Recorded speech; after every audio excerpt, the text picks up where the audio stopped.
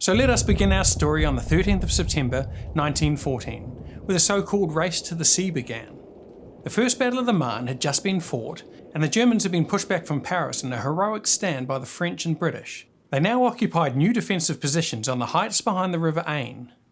During the night of the 13th, the BEF crossed the Aisne in pontoon boats, attempting to dislodge the Germans from their newly established positions. There was a heavy fog concealing their crossing during the night, which would work in their favour.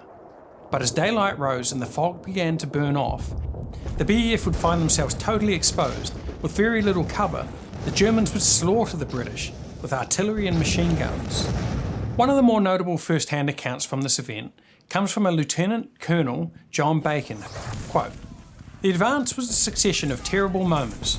The British line would press forward, but the German artillery had such a range and their fire was so well aimed that the men had no chance. The slaughter was on a scale we had never imagined. The ground was littered with the dead and wounded. For hours the men were pinned down in the open, unable to advance or retreat, facing death from all directions." End quote. The British limped back across the river and are ordered to dig in by their commander Sir John French. And this is the time that is often referred to as the commencement of trench warfare. Want the full story on this event? Watch our documentary on the First Battle of Ypres on YouTube, link in the description.